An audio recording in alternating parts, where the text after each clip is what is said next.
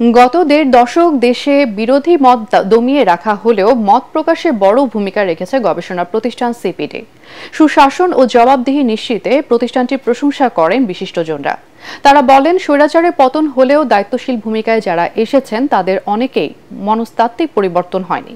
সিপিডির ৩০ বছরের পথ চলা বিষয়ক এই অনুষ্ঠানে ভিডিও বার্তায় ন্যায়সঙ্গত সমাজ প্রতিষ্ঠায় আগামীতে সিপিডিকে জোরালো ভূমিকা রাখার আহ্বান জানান প্রধান উপদেষ্টা ডক্টর মোহাম্মদ ইউনূস। আরও জানাচ্ছেন খায়রুল ইসলাম। ৯০ পরবর্তী দেশের রাজনীতি যখন একে অন্যের মুখ না দেখার, তখন বস্তুনিষ্ঠ গবেষণায় Centre for Policy Dialogue CPD হয়ে ওঠে মুক্ত আলোচনার অন্যতম প্ল্যাটফর্ম। ৩০ বছরের পথ চলার সেই গল্পই তুলে ধরে প্রতিষ্ঠানটি। বিশিষ্টজনদের মতে সরকার, বিরোধী দল ও সুশীল সমাজের প্রতিনিধিদের কথা বলার স্থান করে দিয়েছে সিপিডি। তাদের অভিযোগ, বিগত সরকার শেষের দিকে মুক্ত আলোচনার সব দরজাই বন্ধ করে দিয়েছিল। এমনকি দায়িত্বশীলরা সিপিডির আলোচনাতেও অংশ নিত না।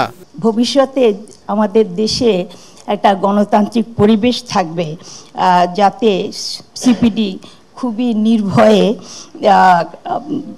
সরকারের আলোচনা সমালোচনা করতে পারে। এ সময় আওয়ামী লীগ সরকারের সমালোচনা করে বিএনপির স্থায়ী কমিটির সদস্য আমির খসরু মাহমুদ চৌধুরী বলেন, জনগণের ভোটের অধিকার কেড়ে নিয়েছিল ফ্যাসিবাদ সরকার।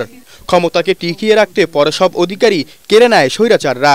স্বৈরাচার পতন হলেও দায়িত্বশীলদের মননে এখনো পরিবর্তন আসেনি বলে মনে করেন সাংবাদিক মাহফুজ আনাম।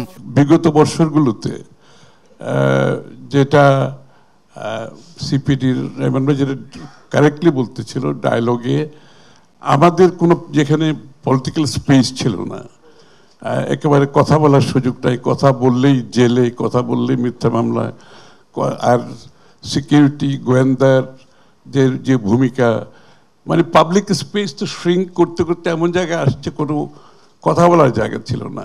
এক ভিডিও বার্তায় সিপিডির কাজের প্রশংসা করেন প্রধান উপদেষ্টা ডক্টর মোহাম্মদ ইউনূস। ন্যায়সঙ্গত সমাজ প্রতিষ্ঠায় জোরালো ভূমিকা রাখার আহ্বান জানান তিনি। অনুষ্ঠানে গবেষণাধর্মী প্রতিষ্ঠানটির ৩০ বছরের পথ চলার নানা চ্যালেঞ্জের কথা তুলে ধরেন বক্তারা। খায়রুল ইসলাম, এটিএন বাংলা, ঢাকা।